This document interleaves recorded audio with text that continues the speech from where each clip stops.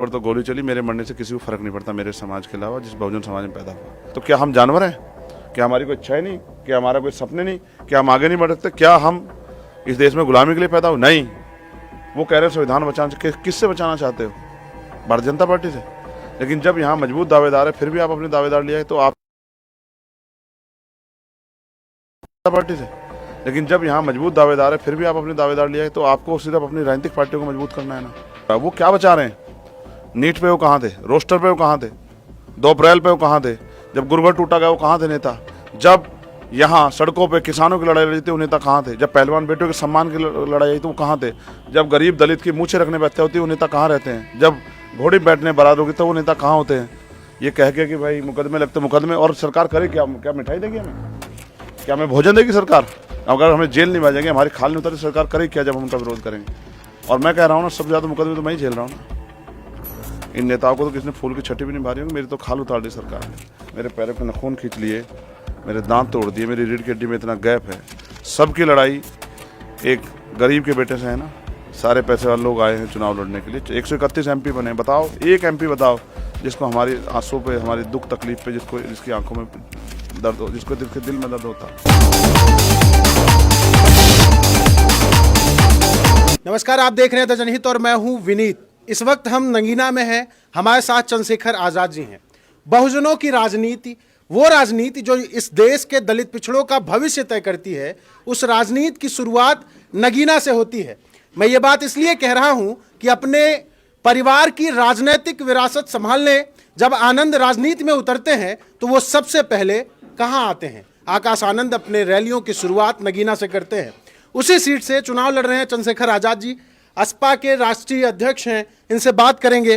भैया, क्या लग रहा है, बहुजनों की राजनीति किस दिशा में जा रही है और क्या होगा नगीना में? देखो, बहुजनों की राजनीति को समझने के लिए हमें अपने महापुरुषों का इतिहास समझना बहुत जरूरी है। डॉक्टर अंबेडकर ने जो भी लड़ाई लड़ी उसमें उनका परिवार उस लड़ाई में नहीं था। उन्होंने अपने 4 बच्चे कुर्बान कर दिए। आज भी हम लोग, रिंकू, तमाम लोग जो काम करने वाले लोग देखते हैं, तो जब हम महसूस करते हैं महापुरुषों को तो हमारी आंखों से आंसू बहने लग जाते हैं कि भाई उन्होंने अपने 4 बच्चे हमारे लिए कुर्बान किए।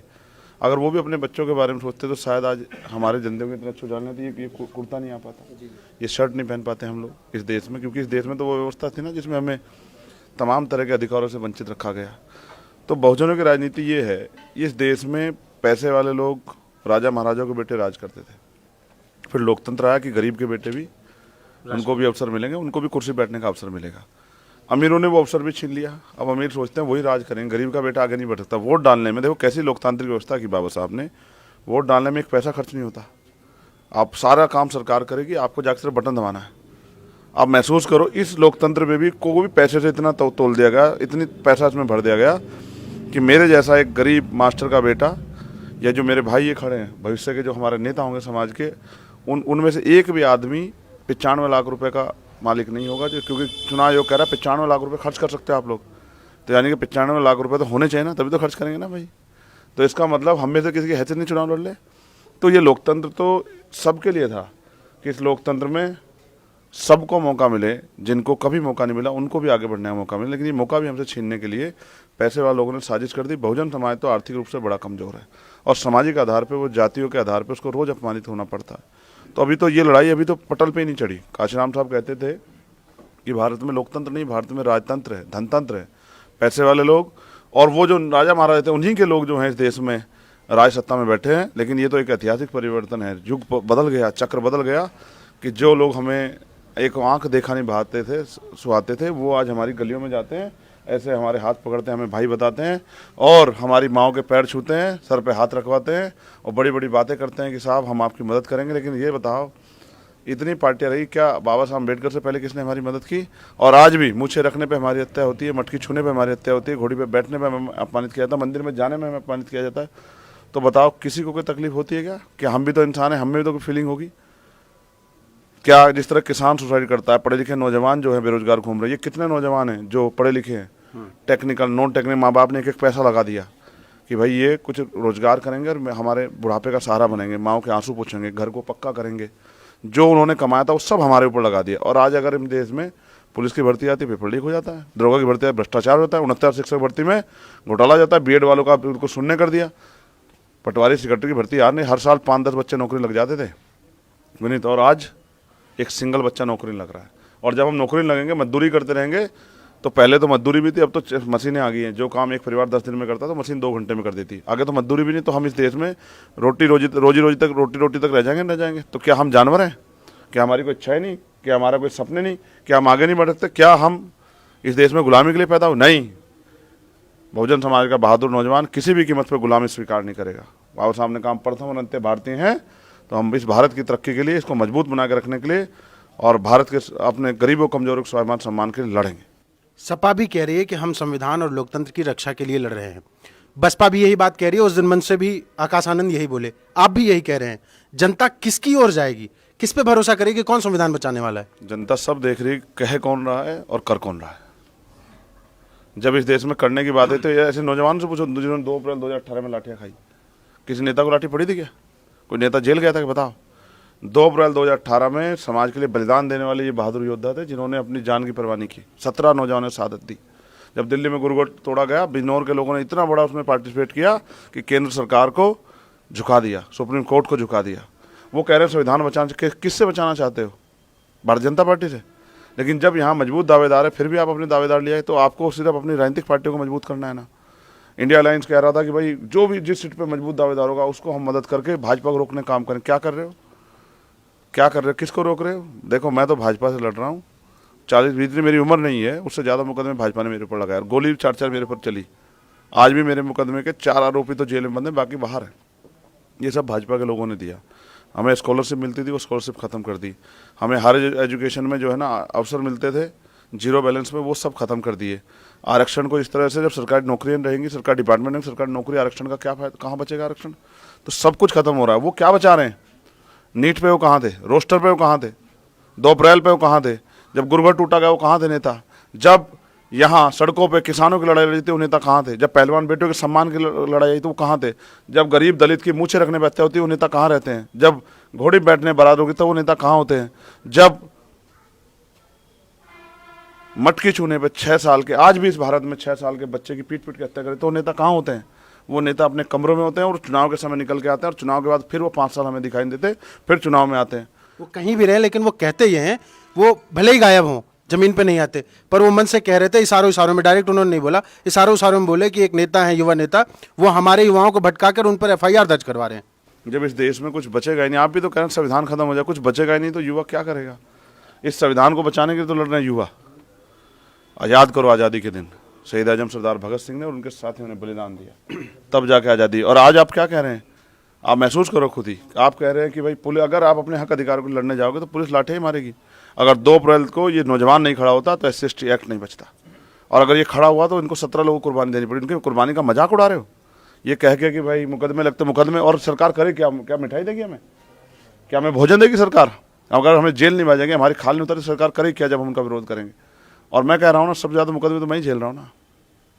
इन नेताओं को तो किसी ने फूल की छठी भी नहीं मारी होगी। मेरी तो खाल उतार दी सरकार ने, मेरे पैरों के नाखून खींच लिए, मेरे दांत तोड़ दिए, मेरी रीढ़ की हड्डी में इतना गैप है, कोई मेरा जितनी मेरे शरीर में हड्डी नहीं उससे ज़्यादा मुझे लाठियाँ एक बार में पड़ी है। 16 महीने मैंने 10/6 कोठरी में रात बिताई हैं, जेलें काटी हैं, दिल्ली में 2 बार तिहाड़ काटी है। तो मैं फिर कह रहा हूँ, आप हमारे समाज का मनोबल गिरा रहे हैं। काशीराम साहब जेल नहीं गए क्या? क्या बहन जी खुद ही जेल नहीं गए क्या? कौन नहीं जेल गया?